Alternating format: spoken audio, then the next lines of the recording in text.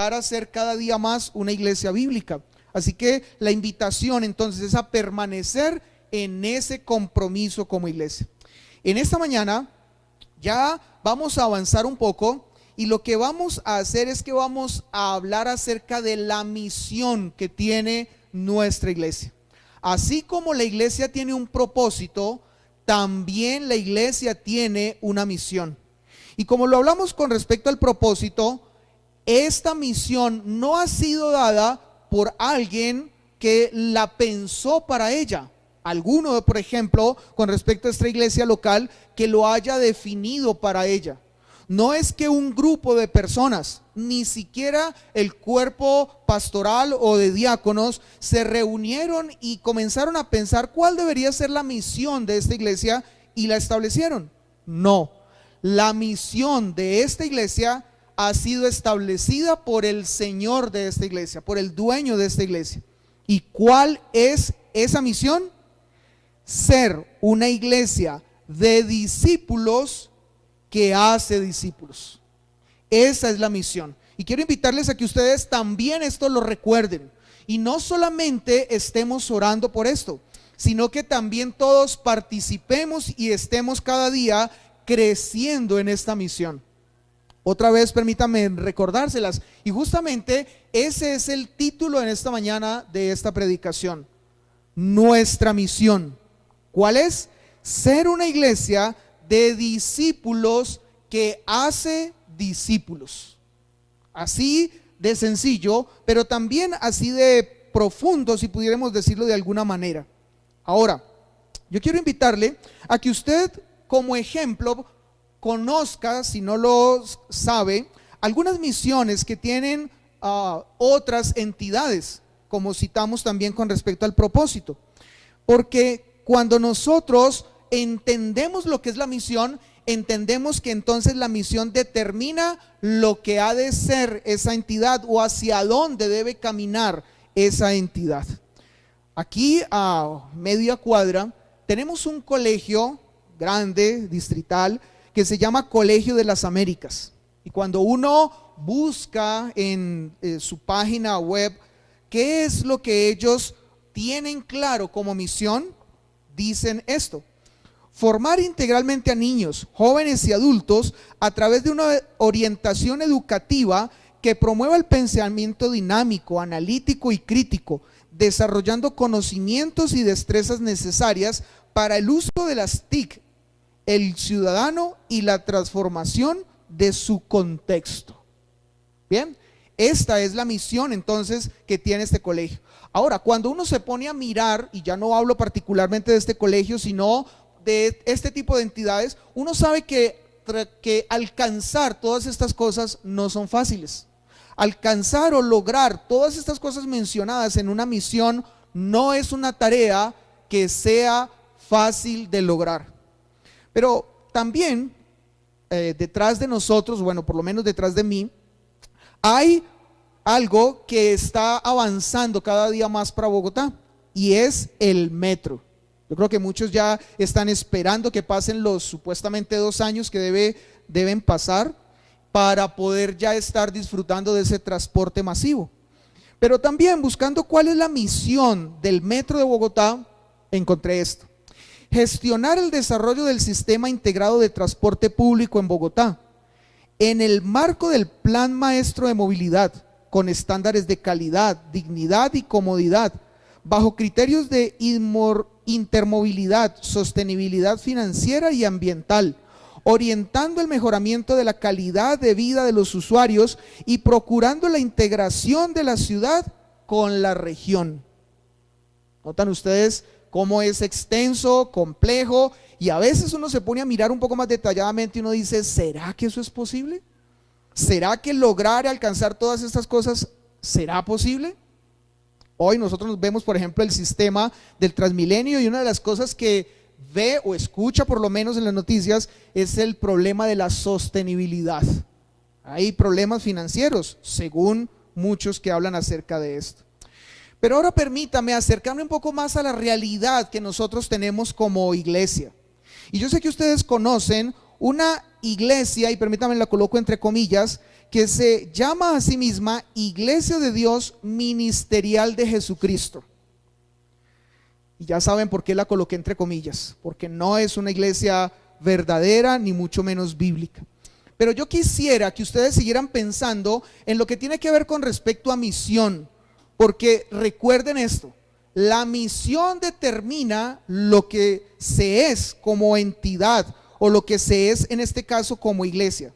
Y escuchen, la misión, tomado también de su página web, dice: ser una iglesia universal, abierta a todos, donde las personas puedan experimentar la guía de Dios, la paz, el gozo y la bendición espiritual y material, así como el respaldo divino a través de la oración y la enseñanza bíblica, formando a las personas en los valores cristianos, la fe y la vida transformada por Dios. ¿Hasta ahí cómo vamos? Me diría, perfecto. Pero continúa diciendo, haciendo énfasis en la manifestación de los dones espirituales, especialmente en el don de la profecía. Y hasta ahí estaba bonito. Sin embargo, cuando nosotros comenzamos a ver este tipo de iglesias, o esta en particular, vemos que justamente son esto. Justamente una de las cosas que atrae y promueve una iglesia como esta, una pseudo iglesia como esta, es entonces la profecía o la falsa profecía. Sin embargo, entonces, por esto ellos son muy reconocidos, porque son fuertes justamente en esto que acabamos de leer, que es su misión. Ahora, creo que es entonces el momento para nosotros hacernos una pregunta que ya fue contestada. Y podría decir que es una pregunta entonces para este momento retórica. ¿Cuál es la misión de la Iglesia Bautista Reformada Faro de Gracia? Es retórica la pregunta porque usted ya conoce la respuesta. La respuesta es ser una iglesia de discípulos que hace discípulos. Esa es la misión. Y volvemos a lo que hace un momento les estaba mencionando. En ningún momento esta misión ha sido determinada por un grupo o sector de la iglesia. Esta misión ha sido establecida claramente por el dueño de la iglesia, que no es otro que Jesucristo mismo. Vamos al texto que leímos hace un momento. Ahora, para este momento no lo vamos a leer desde el texto o el versículo que lo leímos cuando Shenier nos estaba guiando en la lectura al iniciar este culto y presentarlo delante del Señor. No lo vamos a hacer a partir del versículo 16, sino del versículo 19. Pero vamos a tener en cuenta que lo leímos y esto nos ayudó para un contexto al leerlo desde el versículo 16. Versículo 19 dice: por tanto, id y haced discípulos a todas las naciones. Usted se sabe este texto de memoria, creería yo, y si no todos, por lo menos la mayoría. Vuelvo y lo leo. Por tanto, id y haced discípulos a todas las naciones, bautizándolos en el nombre del Padre y del Hijo y del Espíritu Santo, enseñándoles que guarden todas las cosas que os he mandado. Y he aquí yo estoy todos los días, y he aquí yo estoy con vosotros todos los días hasta el fin del mundo. Amén. ¿Cierto? Bueno, claramente entonces este texto es un texto donde, si usted tiene una buena memoria, ha sido conocido como la Gran Comisión, o en otras palabras, la misión de la iglesia. Pero la iglesia, como ya lo hemos hablado y recalcado una y otra vez en este lugar, la iglesia no son las paredes, no son las columnas, no es el techo, no es el piso. La iglesia es entonces cada una de las personas que hacen parte de esta comunidad. Por lo tanto, entonces es la misión para cada uno de nosotros, la gran comisión que nos ha sido dada a cada uno de nosotros. Ahora, yo quiero que ustedes tengan algo muy presente, y es que el Señor Jesús, Él desarrolló su ministerio, según entonces el registro bíblico, por más o menos alrededor de 3 años y medio. Desde que él comenzó a predicar, desde que él inició su ministerio por allá en esas bodas de Caná de Galilea, hasta el momento en que él ascendió al cielo para estar a la diestra del Padre, la Escritura nos muestra a nosotros que transcurrieron alrededor de 3 años y medio. Pero dentro de esos 3 años y medio, el Señor Jesús compartió más específicamente alrededor de 2 años, 1 año y medio o 2 años, con 12 discípulos. Antes de ese tiempo habían más discípulos que estaban con él, que escuchaban sus enseñanzas, que iban y venían con él. Pero fue en un momento específico de su ministerio donde él llama a 12 dentro de todos esos otros discípulos y los llama para ser apóstoles, como lo encontramos nosotros en la Escritura. Y el propósito para cuando él los llama es para que estuviesen con él, como lo dice, no vamos a leer el texto, pero como lo dice Marcos capítulo 3 versículos 14 y 15. Los llamó para que primeramente estuviesen con él y después para que fueran a predicar. Ahora, ese que estuviesen con él tenía que ver con lo que nosotros hoy estamos hablando, para que lo conociesen, para que lo escuchasen, para que caminaran con él, para que estuviesen donde él estaba y para que en ese camino entonces comenzaran a ser como Cristo mismo. Ahora, estos discípulos entonces que estaban allí siendo parte de esos 12, es a quienes Jesús les dirige las palabras que leímos hace un momento, de Mateo capítulo número 28 versículos 19 y 20. Si me devuelvo un momento, usted creo tiene su Biblia allí abierta, si me devuelvo al versículo 16, en el versículo 16 claramente nos dice que estas palabras son para ellos. Dice el versículo 16, pero los 11 discípulos se fueron a Galilea. Así que entonces esos discípulos fueron a estar con Jesús, ya él después de haber resucitado, ya después de que él había vivido esa semana de pasión, donde había entrado triunfal a Jerusalén, donde había establecido la cena como un recordatorio del nuevo pacto, donde lo habían tomado preso y había sido traicionado por Jesús y negado por Judas y negado por Pedro, donde había sido llevado delante del sumo sacerdote, de Herodes y de César para ser enjuiciado, y donde había sido condenado, pero después había sido humillado de una manera vil y había sido clavado en una cruz, pero también donde él había sido abandonado por el Padre para poder llevar nuestro pecado. Todas estas cosas ya habían sucedido con Jesús, pero también había resucitado al tercer día.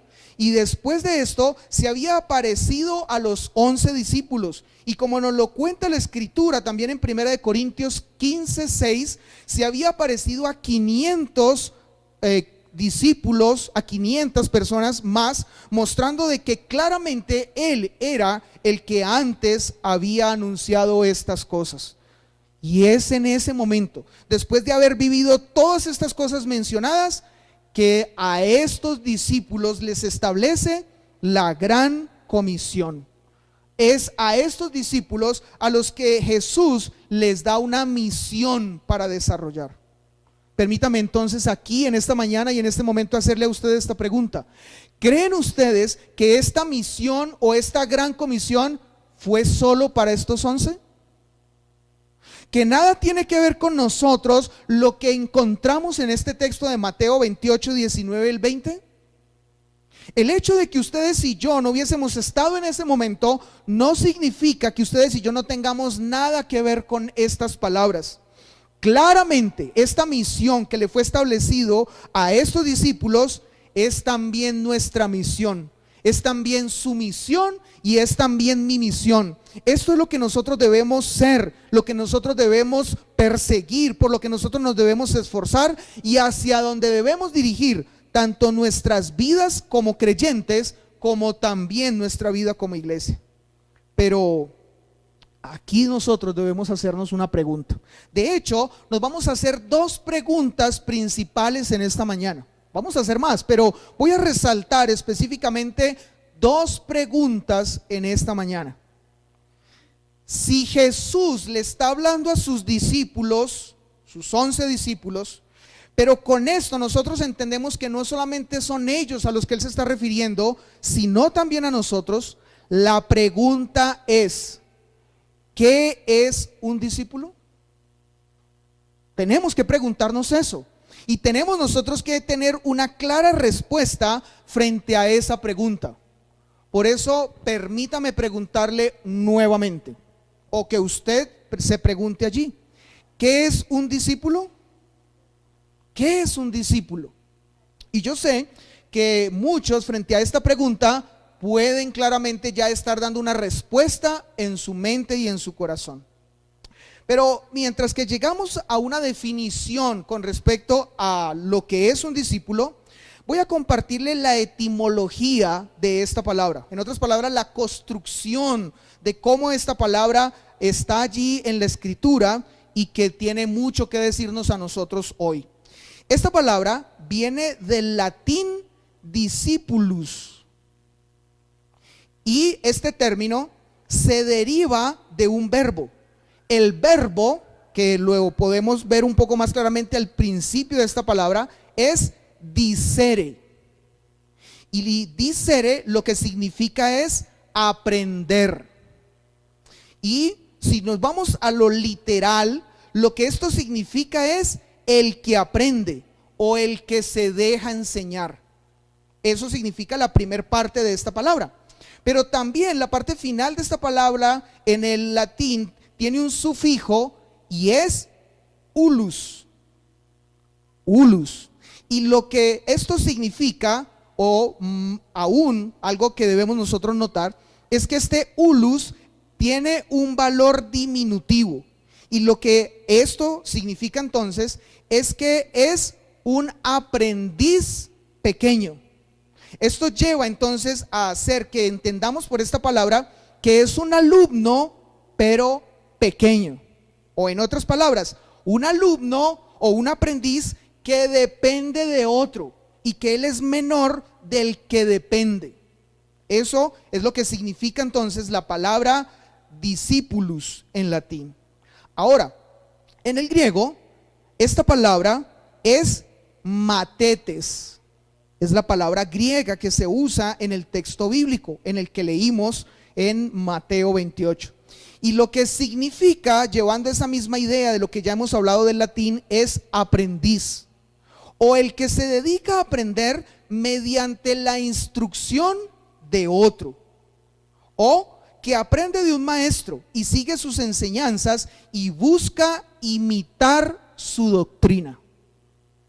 Yo quiero invitarles entonces a que ustedes estén colocando mucha atención en esto que estamos hablando, porque todo esto nos está llevando a la comprensión de lo que es un discípulo. Es entonces aquel que aprende de un maestro, que sigue sus enseñanzas y que busca imitar su doctrina. Ahora, cuando nosotros vamos al Nuevo Testamento, encontramos que Jesús no fue el único que tuvo discípulos. Nosotros también hemos sido enseñados por la palabra que aún Juan el Bautista también tenía sus discípulos. Pero claramente aquí se está refiriendo, como ya mencionamos, a los discípulos de Jesús. Esta palabra, entonces, matetes, ha sido usada 261 veces en el Nuevo Testamento. Y no solamente aparece en los evangelios, sino que también aparece en otros textos, como por ejemplo en el libro de los Hechos, pero no aparece en el resto del Nuevo Testamento. Ahora, yo quiero invitarles a que ustedes me acompañen al primer texto del Nuevo Testamento donde aparece esta palabra. El primer texto en el Nuevo Testamento es Mateo capítulo 10, versículo 24 en su primera parte. Y vamos también a ir al versículo 25 en su primera parte. Y no solamente en este texto aparece esta palabra allí, sino que también estos mismos textos nos definen lo que estamos diciendo. Yo les he compartido en varios momentos que estando estudiando en el seminario, en una ocasión cuando uno de los profesores nos pedía que compartiéramos algo de la escritura, una enseñanza o algo que él nos había colocado como tarea, después de que nosotros hablábamos acerca de lo que teníamos como responsabilidad, él nos decía, bueno, y ahora pruébelo. Es decir, vaya a la escritura y que la escritura sea la que pruebe esto. Cuando nosotros vamos a Mateo capítulo 10 versículos 24 en su primera parte, encontramos que este mismo texto nos define lo que es un discípulo, y también el versículo 25 en su primera parte. Escuchemos lo que dice la primera parte del 24. El discípulo no es más que su maestro. Y el versículo 25 en su primera parte dice, bástale al discípulo ser como su maestro. ¿Qué es lo que nos está diciendo entonces ahora nuestro Señor Jesús con estas palabras? Que un discípulo es aquel que está bajo la tutela, la dirección de aquel de quien aprende, de quien es instruido, aquel que entonces dedica su tiempo para enseñarle y para guiarle. Pero nunca un discípulo es más que aquel que entonces le está dando esa guía y dirección para su vida. ¿Y qué es lo que debe hacer un discípulo? Según entonces el versículo 25 es, el discípulo debe ser como su maestro. El discípulo es alguien que imita a su maestro. Y yo creo que cuando hicimos la pregunta de qué es un discípulo, ya muchos de ustedes tenían en su cabeza algo como esto. Y lo tenían porque claramente la escritura nos lo enseña. Pero si alguno quizás allí estuvo pensando en que un discípulo es aquel que imita a su maestro, que sigue a su maestro y quiere ser como su maestro, está en lo correcto. Eso es un discípulo. En 1546 o entre 1546 y 1640 vivió un hombre llamado Lawrence Chatterton. Este hombre nació en Leeds, cerca de Oldham, en Inglaterra, en una familia católica acomodada. Chatterton se convirtió al protestantismo y abrazó convicciones puritanas mientras estudiaba en Cambridge a la edad de 26 años. Cuando su padre se enteró, le ofreció todo el bienestar de su familia si renunciaba a su fe. Pero Lawrence rehusó de esta oferta y fue desheredado, recibiendo solo una moneda y la orden de ir a mendigar si persistía en esta decisión. Chatterton prefirió seguir a Cristo antes que los privilegios materiales y la aprobación familiar, viviendo así el llamado de Jesús a anteponerlo a todo, y con esta decisión encarnó un texto bíblico que para él fue fundamental en su vida, y se los quiero leer. Si alguno viene a mí y no aborrece a su padre y madre y mujer e hijos y hermanos y hermanas y aún también su propia vida, no puede ser mi discípulo. Lucas capítulo 14 versículo 26. Así que entonces este hombre, Lawrence, tuvo muy claro lo que significaba ser discípulo, y tuvo esto tan claro que no estuvo dispuesto a renunciar a conocer más a Jesús, a entender cada vez más las enseñanzas de Jesús y a ser como Jesús. Justamente es esto lo que tú y yo debemos hacer hoy. Justamente es a esto a lo que tú y yo estamos llamados a hacer hoy. Por eso entonces yo quiero hacer una pregunta que también la estaré repitiendo más adelante. Pero la pregunta es esta: ¿eres tú un discípulo? Si una de las preguntas principales de esta exposición y de esta enseñanza es ¿qué es ser un discípulo?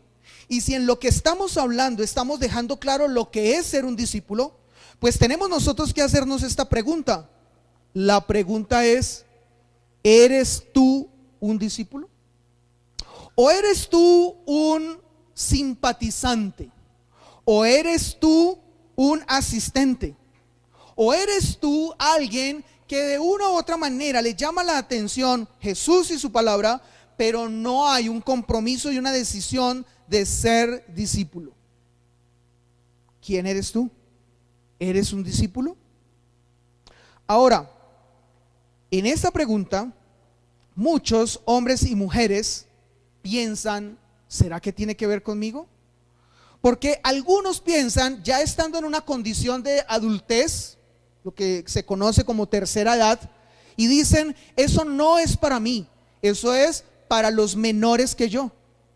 O quizás para los chicos o hijos nuestros de esta iglesia, dicen, esto tampoco es para mí, porque yo estoy muy joven, esto es para los que están más adultos. O las mujeres dirían, esto es para los hombres. O los hombres dirían, esto es para las mujeres que son más sensibles. La pregunta es, ¿tú eres un discípulo?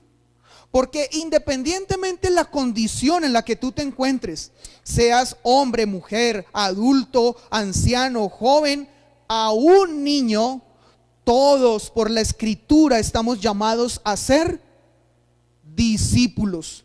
Todos estamos llamados a imitar a alguien mayor que nosotros. Todos estamos llamados a seguir a alguien que ha dejado claro que es el maestro. ¿Y quién es ese? Jesús. Tú y yo estamos llamados a ser un discípulo, a ser discípulos de Jesús. Yo quiero que ustedes escuchen lo que dijo Martín Lutero refiriéndose a esto. Él dijo, un discípulo no es alguien que ha llegado, sino alguien que está en el camino, siguiendo a Cristo día tras día. Y esto entonces nosotros lo tenemos que tener claro para nuestras vidas, porque no podemos pensar que como adultos, que como de la tercera edad, o que como jóvenes, o como empresarios, o como trabajadores o amas de casa, esto no tiene que ver con nosotros.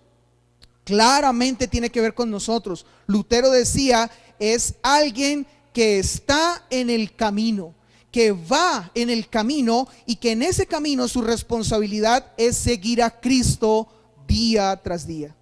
Hay otro hombre llamado David Platt, un hombre conocido, pastor bautista en los Estados Unidos, y este hombre escribió un libro que se llama Radical. Y él, hablando acerca del discipulado, dijo, ser discípulo de Jesús no es solo creer en Él, sino dejarlo todo por Él y seguirle. Pues bien, a eso entonces es a lo que tú y yo estamos llamados. A eso es lo que tú y yo, Cristo nos ha dicho, háganlo, sean como yo, mírenme cómo soy yo, conózcanme a mí y sean como yo. Ahora, nuevamente, permítame hacerle la pregunta que le dije que le haría o que le repetiría. ¿Eres tú un discípulo? Cuando escuchas estas definiciones o cuando escuchas estos pensamientos, ¿de qué manera eres cuestionado allí donde estás? ¿Eres cuestionado en el sentido de que al escuchar estas preguntas concluyes, no lo soy? ¿O al escuchar esto tú dices, quiero serlo? Me falta mucho, pero quiero serlo. Y quiero caminar cada día a ser como Jesús. ¿Cuál es entonces tu pensamiento? Ser discípulo es mucho más que solo creer en Él o aprender de sus enseñanzas. Es un llamado a seguirle de manera integral, con la vida entera, y a crecer continuamente en semejanza a Cristo por la obra del Espíritu Santo y la obediencia a la palabra. Yo te animo en esta mañana a que tú no pienses que esto tiene que ver con alguien diferente a ti. Yo te animo en esta mañana a que tú no consideres que esto no es algo que de alguna manera no tiene que ver con lo que Dios planeó o ordenó para tu vida. Yo quiero invitarte a que tú consideres en esta mañana que ser discípulo es un llamado que tiene que ver directamente contigo y que el Señor Jesús lo estableció para ti. Y Él entonces te dice: sé mi discípulo. En otras palabras, Él te está diciendo: sé como yo. Esto es lo que el Señor Jesús quiere para cada uno de nosotros. Ahora, voy a definir lo que es discípulo después de haber dicho diferentes cosas de una manera muy sencilla. Yo les decía que cuando hablamos, por ejemplo, de misión y citamos los ejemplos que les compartí, hay cosas que son largas, a veces hasta difíciles de entender, y que uno se pone a pensar: ¿será que eso es posible? Pero con esta definición yo quiero no solamente dejar claro lo que es ser discípulo, yo no solamente quiero decirle que eso es posible, porque el Señor en su palabra lo ha declarado, sino que quiero invitarle a que usted lo sea un discípulo. Y la definición clara, contundente, corta, pero al mismo tiempo profunda para cada uno de nosotros es: ser un discípulo es ser como Jesús. Esta es la definición que quiero invitarle a que usted se guarde en su mente y en su corazón y trabaje en su vida para lograr esto que es posible, que no es algo que pueda llegar a ser hipotético, sino que es posible. Es posible que tú, en la condición de hombre, que tú en la condición de padre, que tú en la condición de esposo, en la condición de madre, de esposa, en cualquier condición en la que tú te encuentres, esto es posible. Tú debes ser como Jesús. Y al ser como Jesús, entonces serás el discípulo que Él ha determinado para ti y que ha determinado también para mí. Ahora, nuevamente, la pregunta: ¿eres un discípulo? ¿Tú eres un discípulo de Jesús? Esta pregunta no es fácil de contestar, porque si alguno dijera: no lo soy, eso no te está librando de la responsabilidad de que debes serlo. Pero si dijeras: lo quiero ser, eso te está llevando entonces a una exigencia de que cada día tienes que esforzarte para llegar a ser mucho más de lo que eres hoy. Así que cualquiera de las dos respuestas que tú des en este momento te colocan en serios aprietos. Pero es mejor estar en serios aprietos y esforzarnos para ser discípulos a creer que esto no tiene que ver con nosotros. Ahora, cuando nosotros vamos a Lucas capítulo 14, versículo 27, encontramos a lo que se enfrenta un discípulo. Escuchen lo que dice Lucas capítulo 14, versículo 27. Y el que no lleva su cruz y viene en pos de mí, no puede ser mi discípulo. Es verdad que muchos plantean acerca de que el discipulado pudiera ser algo fácil y que pudiera ser hasta un paseo, y que ser discípulo de Jesús es simplemente esperar de Él sus bendiciones, es esperar de Él todo lo bueno, pero nunca el maestro, nunca aquel que ha sido más que nosotros ha dado una invitación que plantee que ser discípulo es algo fácil. Por eso, en el versículo 33 de este mismo capítulo 14 de Lucas, nuevamente él deja claro el costo de ser discípulo. Dice el versículo 33: así pues, cualquiera de vosotros que no renuncia a todo lo que posee, no puede ser mi discípulo. Tú estás llamado a ser un discípulo.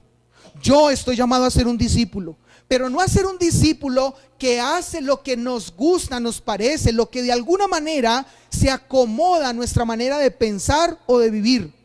Tú estás llamado a ser un discípulo para que renuncies a todo lo que aún era de mayor valor para ti, con el único propósito de ser como Jesús. Eso es el llamado que el Señor nos hace como iglesia y la misión que el Señor coloca sobre nosotros como iglesia. Ahora, como cristianos entonces tenemos esta tarea, la tarea de ser una iglesia de discípulos. Hay cosas en la Escritura que el Señor nos dice por la que una iglesia como esta debería ser reconocida. Una que en una ocasión estuvimos revisando fue: si debiésemos ser reconocidos por algo como iglesia, es por la manera como nos amamos. ¿Lo recuerdan? Ved cómo se aman, y eso está muy bien, pero allí no termina toda la escritura. Si hay una manera de la cual nosotros debiésemos ser reconocidos, es por ser una iglesia de discípulos, ser una iglesia de hombres y mujeres que renuncian, que dejan todo lo que este mundo les ofrece como algo muy especial y llamativo, para ser como Jesús. Por eso nosotros debiésemos ser reconocidos, y ese debiera ser el esfuerzo de esta iglesia, porque es la misión que Dios ha establecido para esta iglesia. Pero esa no es toda la misión. Ser una iglesia de discípulos que hace discípulos.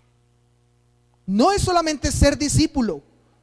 Si tú te esfuerzas por ser un discípulo, pero no haces discípulos, pero no estás llevando a otras personas a que conozcan a ese Jesús, a que conozcan a ese mismo Señor en la Escritura y a que sean como Él, solamente estarás haciendo una parte de la tarea, una parte de la misión. Pero la misión completa es ser discípulos que hacen discípulos.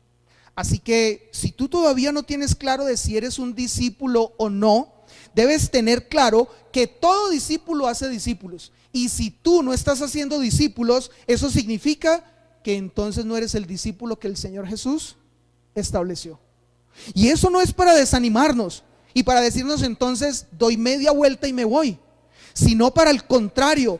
Entonces, si yo debo hacer discípulos, Señor, ayúdame para hacer discípulos. Ayúdame para yo poder llegar a otros, compartir con otros, mostrarles a otros a Cristo. Y que en ese entonces estar con ellos y caminar con ellos, ellos sean como tú. Y por lo tanto entonces yo sea un discípulo que hace discípulos. Volvamos al texto de Mateo 28, 19 al 20. No crean que lo hemos olvidado. Mateo 28, versículos 19 y 20. La primera parte de este mensaje la estuvimos compartiendo, respondiendo a la pregunta: ¿qué es un discípulo? Sabiendo que en este texto de Mateo 28, 19 al 20, estas palabras fueron pronunciadas a discípulos. Pero ahora, lo que vamos a ver en esta segunda parte del mensaje, y la segunda pregunta, les mencionaba que eran dos, la segunda pregunta importante que quiero resaltar en este mensaje es: ¿cómo se hacen discípulos? Si el Señor Jesús nos dice que debemos ser discípulos, y ese ser discípulos es ser como Él, y al ser como Él, entonces nosotros debemos llevar a otros a que también sean como Él, la pregunta es: ¿cómo se hacen discípulos?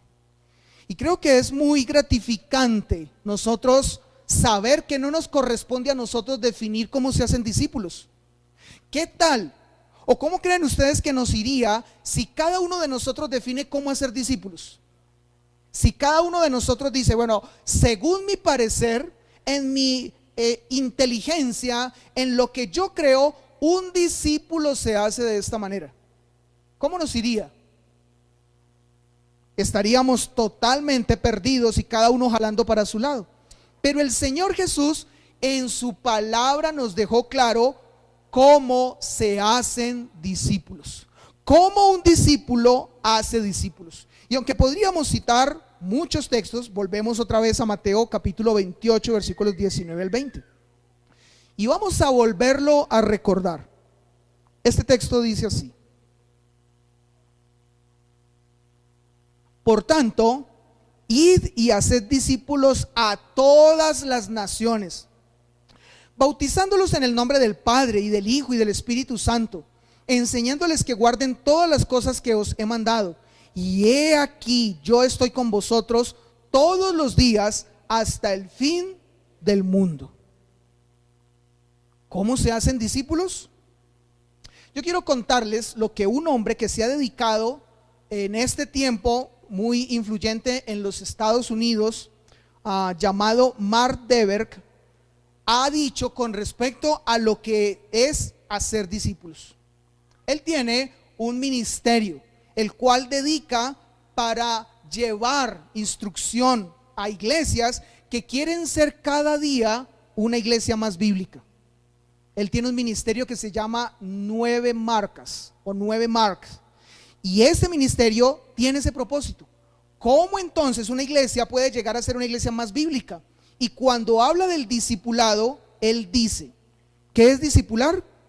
Y responde, el discipulado es integral y deliberado. No es algo que simplemente sucede. Requiere que decidas, con la ayuda de Dios, trabajar para ser un canal de transmisión de bendición espiritual en la vida de otra persona, como un aspecto de tu obediencia personal al mandato de Cristo de ir y hacer discípulos.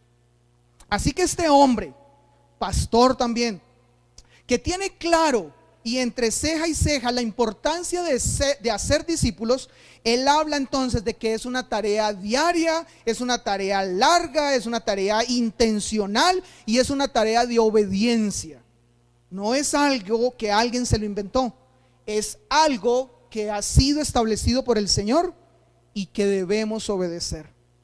Por eso, el querer responder la pregunta, ¿cómo se hace discípulos? Y a la luz del texto de Mateo 28, 19 al 20, vamos a mirar 3 cosas. Lo primero, entendiendo la orden. Es lo primero que quiero invitarles a que veamos en este texto. Entendiendo la orden. En la primera parte del versículo 19 la encontramos muy claramente. Por tanto, id y haced discípulos a todas las naciones.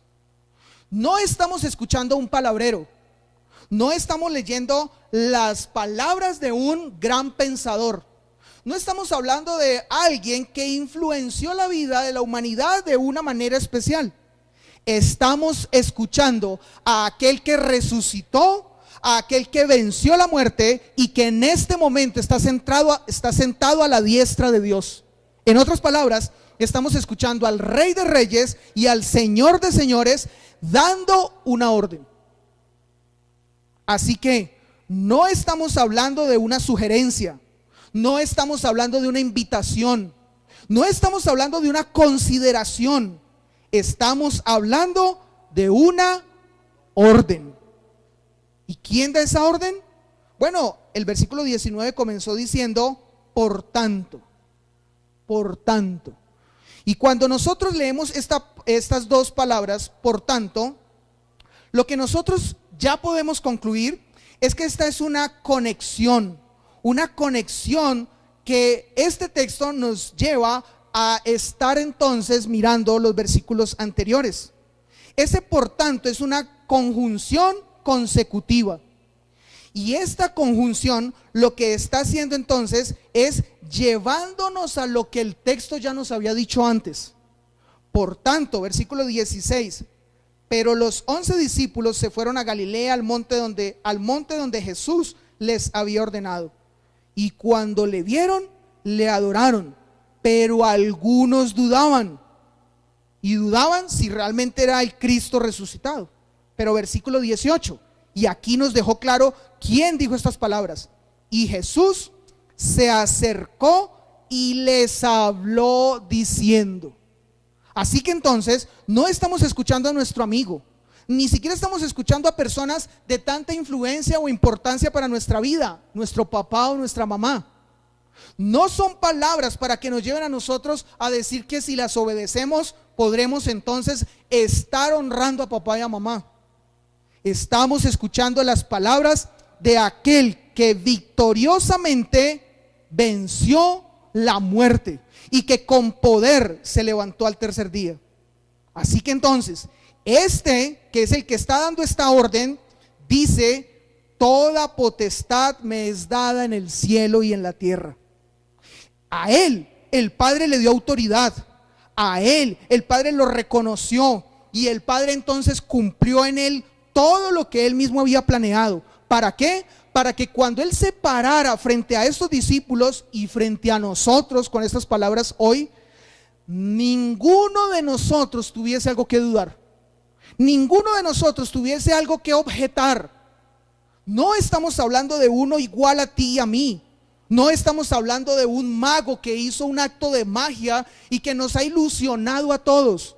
Estamos hablando de aquel que el Padre colocó en él ese sello de confirmación que era su hijo, y aquel que era victorioso y que había ganado toda la autoridad para imponer esa autoridad sobre todo lo creado, incluido usted e incluido yo. Toda autoridad me es dada en el cielo y en la tierra. Y es que entonces este Jesús es alguien de reconocer. Juan capítulo 10, versículo 18, en su primera parte nos dice esto: nadie me la quita, haciendo referencia a su vida, pero también haciendo referencia al momento de su muerte. Nadie me la quita, sino que yo de mí mismo la pongo. Tengo poder para ponerla y tengo poder para volverla a tomar. ¿De qué hombre estamos hablando? De uno que profetizó lo que sucedería con él, que habló lo que acontecería en el momento de su muerte. Pero yo sé que hay muchos cristianos emocionales que dicen o que responden a esta pregunta de esta manera: ¿quién mató a Jesús? Y dicen: yo lo maté, yo lo envié a la cruz, yo lo crucifiqué, yo hice que los clavos le fueran enterrados en sus manos y después de esto que él muriera. Yo soy el culpable, yo fui el que llevó a la muerte a Jesús. Pues saben, no estamos hablando de uno del cual nosotros pudiésemos razonar de esa manera. Él mismo dijo: yo pongo mi vida, yo mismo la pongo y tengo poder para ponerla y tengo poder para volverla a tomar. En otras palabras, Jesús fue a la cruz por decisión propia, y él fue a la cruz y en la cruz entregó su vida. Él murió porque fue su decisión. Y no solamente eso debería sorprendernos, algo más que debería sorprendernos es que él tomó su misma vida después de morir, algo que no entendemos. Él es Dios y volvió a la vida, resucitó. Esto claramente nosotros lo vemos cumplido, por ejemplo, en Lucas capítulo 23, versículo 46. Entonces Jesús, clamando a gran voz, dijo: Padre, en tus manos encomiendo mi espíritu. Y habiendo dicho esto, expiró. Nadie mató a Jesús de una forma literal. Él mismo puso su vida y él mismo murió, y decidió morir primero en obediencia al Padre, pero también en amor y sacrificio por todos los que creerían en él. Pero también, como ya fue mencionado, él mismo tomó su vida y resucitó. Mateo capítulo 28, versículos 5 y versículo 6 en su primera parte. Dice el versículo número 5 de Mateo 28: mas el ángel respondiendo dijo a las mujeres: no temáis vosotras, porque yo sé que buscáis a Jesús, el que fue crucificado. Y ahora escuchen el versículo 6: no está aquí, pues ha resucitado como dijo. Así que entonces Jesús mismo fue el que tomó su vida para volver otra vez a vivir y para volverse a presentar como aquel que tenía toda la autoridad para decir lo que estamos leyendo. Así que yo espero en esta mañana que antes de objetar lo que Jesús está diciendo, al contrario, tú y yo tengamos el deseo de obedecerlo plenamente, porque no le estamos obedeciendo a un presidente, no le estamos obedeciendo a un rey terrenal, no le estamos obedeciendo a un gobernador o un monarca terrenal. Le estamos obedeciendo al Señor, Dios del universo, aquel que tiene entonces toda la autoridad para ordenar lo que está diciendo. Por tanto, pero en medio de esto hay una urgencia de sus palabras, y lo que continúa diciendo el versículo 19 es: id. Yo sé que algunos de los hombres que están aquí han tenido la experiencia de estar en el ejército, y algunos se han encontrado con un capitán estando en el ejército. Cuando uno mira cuál podría ser el reconocimiento mayor que se le podría dar a un capitán del ejército es la Orden Nacional al Mérito. Y después que un capitán recibe la Orden Nacional al Mérito, todos sus subalternos no pueden decir absolutamente nada ni chistar frente a las órdenes que él dé. Es más, cualquier persona o subalterno de este capitán que no esté dispuesto a obedecer las órdenes de este capitán, él en ese momento incurre en un delito de desobediencia. Y ese delito de desobediencia es castigado en prisión de 2 a 3 años. Ahora, pregunta: si entonces un capitán tiene la autoridad en el ejército de Colombia para algo como esto, ¿qué tanta autoridad tiene nuestro Señor Jesús para decirnos que vayamos y hagamos discípulos? ¿Y qué tanta autoridad para Él plantear esta tarea con urgencia? Él dijo, id, y está planteando urgencia en esa palabra. Esta palabra en el griego es poreutestes, es la palabra griega. Y este es y no quiero enredarlos con esto, pero solamente escúchelo, es un participio auristo pasivo. Y usted dirá, ¿y eso con qué se come? Bueno, lo que eso significa es que es un mandato que toma fuerza de lo que sigue a continuación, y por eso es pasivo. En otras palabras, el texto está diciendo id, pero lo importante o lo más importante no es id, lo más importante es id a hacer lo que continúa diciendo el mismo Señor Jesús. Sí, es urgente id, es urgente que nos paremos de nuestras sillas, es urgente que dejemos de ver con comodidad nuestra vida como cristianos y vayamos y hagamos discípulos. Pero realmente lo imperativo de esta orden está en las palabras que continúan. ¿Cuáles son las palabras que continúan? Haced discípulos. Este es el imperativo de esta orden, el imperativo que Jesús establece para cada uno de nosotros. Este es el mandato principal en todo el texto. Nosotros pudiésemos decir, el mandato es id, eso es lo más importante, pero si nos fuéramos, ¿qué haríamos? Lo importante no es id en su mayor claridad, lo importante es id y haced discípulos.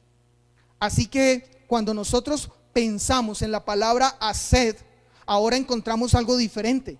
Este es un imperativo auristo activo, dicen en el griego, o está establecido para el idioma griego. Y usted dirá, bueno, ¿y eso qué es? Lo que esto significa es una orden directa que no puede ser desatendida o desobedecida. Es una orden que debe ser llevada al cumplimiento inmediatamente a quien se le ha dado. Así que si tú estás todavía preguntándote si eres un discípulo, la mejor manera de responder y de concluir a esa pregunta es si estás dispuesto a obedecer, si no estás dispuesto a plantear una objeción, si estás dispuesto gustosamente a hacer lo que el Señor dice en su palabra, entonces es porque lo eres. Pero si objetas, pero si en algún momento planteas algo diferente, pero si quieres negociar con tu capitán y decirle, yo preferiría hacer esto o esto otro, entonces no eres un discípulo. El Señor llama a hombres y mujeres a ser discípulos de Él, a que sean como Jesús, pero que vayan y hagan discípulos, que otros sean también como Jesús. ¿Recuerdan ustedes a Lawrence Chatterton? Gracias. Lawrence Chatterton. Bueno, les mencionaba un poco de la vida de él. Él fue un estudioso de la Biblia y las lenguas originales de la escritura, latín, griego y hebreo. Decidió que él dedicaría su vida a enseñar y a formar a otros en la fe. Primero fue profesor y luego fue el primer rector del Emmanuel College, Cambridge. Allí estableció un ambiente de estudio bíblico y discipulado que formó a generaciones de líderes puritanos. cuando en la etapa de su adultez anunció su retiro, 40 ministros le rogaron que continuara, reconociendo su influencia en sus vidas y su gran capacidad de hacer discípulos. Ahora, pregunta, ¿esto es solamente para Lawrence? ¿O esto es algo a lo que tú y yo estamos llamados? No a de pronto comenzar a hacer una lista para ver cuántos discípulos puedo yo lograr hacer y si supero la cantidad de este hombre. Lo que tú y yo estamos llamados a hacer es a repetir también la vida de hombres como él, de Chatterton, y entonces invertir nuestra vida y depositar nuestra vida en otras personas. Ahora, en esta orden hay una magnitud. Esta orden, como les decía, no es algo sencillo, no es algo fácil, pero no es algo imposible, a pesar de que la magnitud es algo enorme. Dice el texto, a todas las naciones, a todas las naciones. Yo no sé si usted recuerda que hay otro texto en la escritura que habla también acerca de esto, y es muy claro. Dice Hechos capítulo 1 versículo 8 en su segunda parte: y me seréis testigos en Jerusalén, en toda Judea, en Samaria y hasta lo último de la tierra. Bueno, ahora son palabras de Lucas que él entonces está trayéndonos a nosotros en su libro de los Hechos para hacernos entender la magnitud de esta tarea. No podemos nosotros decir que entonces no tiene que ver con nosotros. La tarea es enorme. El campo es grande y para todos hay la oportunidad. Es más, claramente en otros momentos se ha dicho que cuando Lucas está diciendo, me seréis testigos en Jerusalén, en toda Judea, en Samaria y hasta lo último de la tierra, está abriendo un abanico de posibilidades, donde el primer lugar donde debemos ser discípulos y hacer discípulos es en nuestra casa. Por eso no puedes decir que no tienes esa oportunidad de hacer discípulos. Y por eso no puedes decir que entonces no hay un lugar donde hacerlo. Tu esposa, tus hijos, tus familiares, las personas con las que trabajas, las personas con las que estudias, los amigos con los que compartes, todos ellos son posibles discípulos de Jesús. Eso no significa que todos querrán ser discípulos de Jesús, pero sí significa que de alguno de todos ellos, 1, 2, 3, querrán serlo. Porque el Señor moverá sus corazones, pero también porque tú te dispondrás para hacerlo. Estos discípulos entendieron claramente esa tarea. Y quiero contarles un poco acerca de la vida de los discípulos, de estos 11 discípulos que al final se les dio esta misión. Y quiero que ustedes recuerden, en algún momento lo mencionábamos, pero quiero que recuerden cómo terminaron sus vidas. Pedro fue a Roma a hacer discípulos y allí fue crucificado con la cabeza hacia abajo. Andrés fue a Escitia, región del Mar Negro, y luego a Patras, en Grecia, y allí fue a hacer discípulos y fue crucificado en una cruz como en forma de X. Andrés. Santiago no salió de Jerusalén y fue arrojado del pináculo del templo y luego golpeado hasta morir por hacer discípulos. Felipe también fue a Frigia y luego a Hierápolis en Turquía, y allí fue crucificado o colgado. No hay una clara determinación de cómo murió él. Bartolomé también, en su tarea de hacer discípulos, fue a India y luego a Armenia, donde fue desollado y decapitado. Mateo fue a Persia y luego a Etiopía para hacer discípulos y fue asesinado con espada o con lanza. Tomás fue a la India y allí fue traspasado en la cabeza en Chennai por hacer discípulos. Judas, no el Iscariote, Tadeo, fue a Persia y allí fue golpeado con masa y después de esto decapitado, porque su intención fue hacer discípulos. Simón el cananita, no Simón Pedro, fue a Egipto y luego a Persia, y allí fue cortado por la mitad en una sierra, porque quería ser discípulos. Pablo recorrió Grecia y el Asia Menor, y luego fue llevado a Roma, donde fue decapitado, según una parte de la tradición, por la orden de Nerón, por querer hacer discípulos. Y Juan, el discípulo amado, que fue el único que no murió como mártir, fue primeramente a Éfeso y luego a Turquía, y de allí fue exiliado a la isla de Patmos, donde murió de viejo. Todos estos hombres hicieron lo que tú y yo hemos sido llamados a hacer discípulos, y ninguno de ellos objetó esta tarea, sino que se dispusieron al punto de estar dispuestos a dar sus vidas. Así que entonces permíteme hacerte nuevamente la tarea. ¿Eres tú un discípulo? ¿Deseas tú ser un discípulo que hace discípulos? ¿O sigues creyendo que esta es una tarea para entonces la persona que está a tu lado y no para ti? Yo creo que cuando nosotros entendemos esto, también nosotros debemos concluir de esta manera: si nos vamos a la tarea de hacer discípulos, no debemos alterar la orden, no debemos colocar lo que a nosotros nos parece. Y ya para esta parte final, quiero revisar la segunda parte del versículo 19 y la primera parte del versículo 20. Y vamos a ver allí que a nosotros no nos corresponde cambiar las cosas, simplemente hacerlas. Y esa es la forma de hacer discípulos.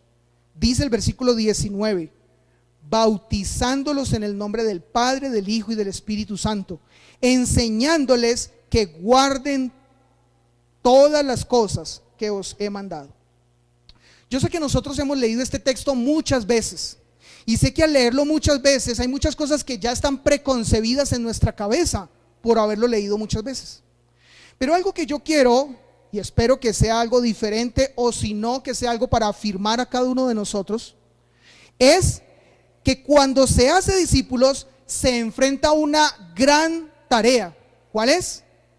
La de enseñar doctrinas profundas. Escuchen, dice el texto que cuando se hacen discípulos, esos discípulos deben ser bautizados en el nombre del Padre, del Hijo y del Espíritu Santo. ¿Qué se está haciendo mención allí? Se está haciendo mención nada más y nada menos que de una gran doctrina, una doctrina que ha generado peleas, divisiones, herejías a lo largo de la historia de la iglesia. ¿Cuál es? La Trinidad. Una doctrina que en la Escritura no se encuentra la palabra Trinidad por ningún lado. Una doctrina que muchos han preferido apartarse de iglesias bíblicas por no estar de acuerdo con esa doctrina. Pero si nosotros nos vamos a lo literal, de que debemos entonces bautizar a una persona en el nombre del Padre, del Hijo y del Espíritu Santo, no significa esto que esa persona que decidió bautizarse, o esa persona que como discípulo está descendiendo a las aguas bautismales, debió haber entendido primeramente esta doctrina, debió haber conocido primeramente lo que significa un Dios trino,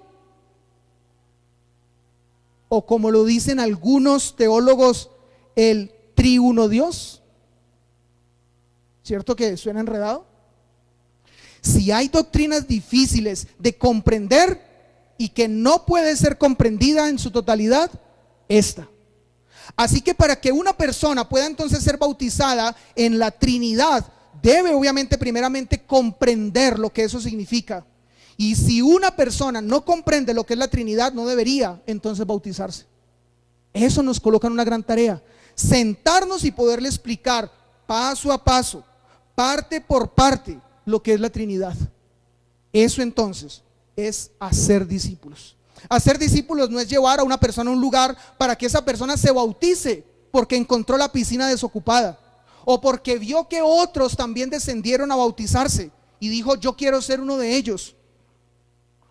Hacer discípulos no tiene que ver con que en un momento emocional le preguntaron si quería bautizarse y esa persona dijo: ¿y eso qué es? Y le respondieron, eso es lo de menos, bautízate. Eso no es hacer discípulos. Hacer discípulos es dar una enseñanza que realmente transforme la vida de otra persona. Ahora, no solo el texto dice bautizándolos en el nombre del Padre, del Hijo y del Espíritu Santo, sino que también el texto nos presenta a nosotros otro gran reto. ¿Usted cree que la tarea de hacer discípulos termina cuando bautiza a una persona? ¿Cuando una persona se bautiza? El versículo 20 dice, enseñándoles que guarden todas las cosas que os he mandado. Y otra vez nos encontramos con un enorme reto. Alguien, queriendo estudiar el griego, se hizo esta pregunta, y yo creo que muchos de nosotros nos la hemos hecho. ¿Qué significa la palabra todas? Y la respuesta es todas. Ahora, resulta que en el querer mirar los evangelios, alguien concluyó de esta manera: con respecto a doctrinas fundamentales de la palabra de Dios, el Señor Jesús enseñó 45 doctrinas fundamentales. Podríamos mencionar más, pero alrededor de 45 doctrinas enseñó nuestro Señor Jesús. Así que si Él en su cabeza tenía que se enseñase todas las cosas, claramente por lo menos estas 45 doctrinas debían estar en su mente y en su corazón. Ahora, ¿qué tanto tú estás dispuesto a enseñar estas doctrinas? ¿Qué tanto tú las conoces para transmitirlas a otros, para que otros lleguen a ser como Jesús? Algunas de estas doctrinas son su doble naturaleza, divina y humana, el reino de Dios, el arrepentimiento y la fe, el amor a Dios y al prójimo, el perdón y la misericordia, la oración y la dependencia de Dios, el papel del Espíritu Santo, la humanidad, la humildad y el servicio, la vida eterna y la resurrección, el juicio y la segunda venida, la condenación y la salvación, la misión y el discipulado. Algunas, hemos mencionado 12, nos faltarían 33 más. Hace un par de meses tuvimos la experiencia de haber enseñado en un instituto y de haber compartido una serie de enseñanzas de la palabra de Dios. Pero una de las cosas que nos dimos cuenta al enseñar estas doctrinas, y no fueron ni 30, ni 45, ni 12, sino menos. Pero una de las cosas a las que nos dimos cuenta fue, faltó tiempo. No era posible en el tiempo que nos estimamos dar una claridad completa de estas enseñanzas. Por eso, y sabiendo que la tarea es ardua y es larga, no nos queda sino terminar de ver el versículo 20 en su segunda parte. Debemos confiar en la promesa de la orden. ¿Cómo ser discípulos?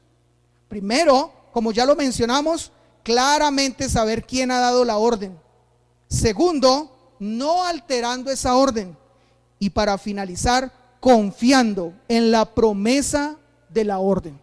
¿Cuál es la promesa de esa orden? Yo creo que si hay cosas que alientan al cristiano son sus promesas. Versículo 20 en su segunda parte. Y he aquí, yo estoy con vosotros todos los días hasta el fin del mundo. Amén. Yo no sé por qué hay muchos cristianos que dicen que sienten que Cristo no está con ellos, o que Cristo no camina con ellos. Si tú quizás eres alguno de los que piensa que Cristo no está contigo, yo te tengo la solución. ¿Qué debes hacer para que Cristo todos los días esté contigo? Discipula. Discipula a otra persona.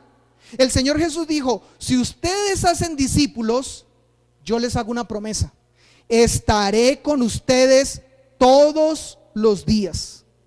¿Quieres que la presencia especial del Señor Jesús esté contigo todos los días? ¿Que ningún día se aparte o te desampare?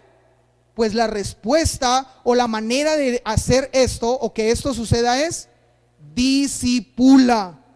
Comparte a otros de Cristo, lleva la esperanza de Cristo a otros, haz que otros conozcan del Señor y lleva a que ellos también sean como Jesús. Si lo haces, entonces Dios cumplirá su promesa de estar contigo todos los días. Y la pregunta es, ¿hasta cuándo? Termina diciendo Mateo, hasta el fin del mundo. Ahora, la selección Colombia hace 2 días se enfrentó a un partido y muchos daban por ganado ese partido. ¿Por qué? Porque se estaba enfrentando al equipo que estaba penúltimo en la tabla. Así que al sumar y restar, un equipo que está entre los clasificados con un equipo que está prácticamente eliminado, se enfrentan en casa, en Barranquilla, todos están apoyando la selección, así que 2 más 2 es 4, el que va a ganar es,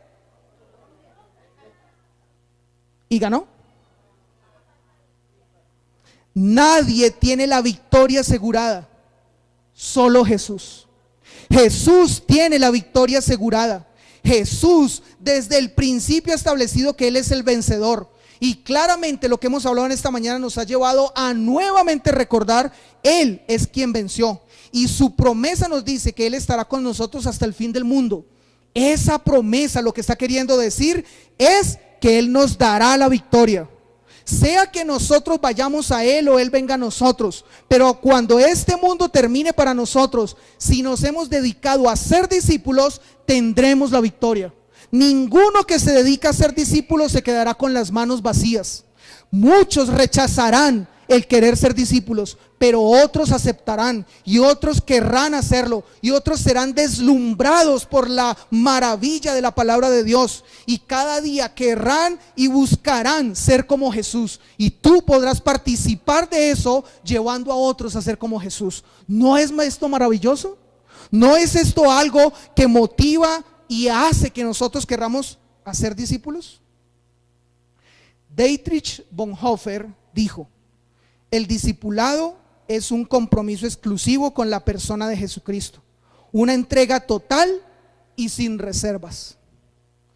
W.A. Tozer dijo: el verdadero discipulado de Cristo, el verdadero discípulo de Cristo no pregunta ¿qué quiero yo?, sino ¿qué quieres tú, mi Señor? Lo que el Señor quiere es que vayamos y hagamos discípulos. Esa es nuestra misión. Nuestra misión como iglesia es ser una iglesia de discípulos que hace discípulos. Y si usted todavía esto no ha sido claro con respecto a cómo hacer discípulos, le invitamos a que se acerque al cuerpo pastoral. Y habrán muchas y diferentes maneras, siempre respetando el texto bíblico y lo que el Señor ha dicho en su palabra, para hacer discípulos. No dejes de ser un discípulo que hace discípulos. Oremos. Padre celestial, en esta mañana, Señor, queremos dar gracias a ti. Queremos, Señor, presentarnos delante de ti, no para nosotros cuestionar tu palabra. Eso lo hacen muchos. Eso lo hacen los que están afuera. Eso lo hacen los que no tienen en su corazón un temor hacia ti. Pero nosotros, los que estamos en esta mañana y en este lugar, no somos, Señor, los que entramos a querer negociar contigo y a decirte: esta parte la aceptamos, pero esta no. Señor, quienes estamos en esta mañana, en este lugar, somos aquellos que queremos ver la vida de otros transformados como ha sido transformada la nuestra. Así que si alguno de los que está aquí en esta mañana está queriendo quedarse sentado y pensando esto es para otro, te ruego que tu espíritu mueva, Señor, ese corazón y que hagas, Señor, que todos tengamos una misma misión. Nos convertiremos y seremos lo que como misión tengamos, Padre Celestial. Tenemos que ser discípulos que hacen discípulos. Señor, no permitas que como iglesia descansemos. No permitas que como iglesia nosotros nos alejemos o que nosotros no consideremos que esto tenemos que vivirlo. Te ruego, Padre Celestial, que como iglesia cada día comprendamos nuestra misión. Una misión, Señor, que tiene que ver con el hacer discípulos, porque somos discípulos. En tus manos, Señor, nuestras vidas, y damos gloria y honra, Señor, a tu nombre por tu palabra. Amén.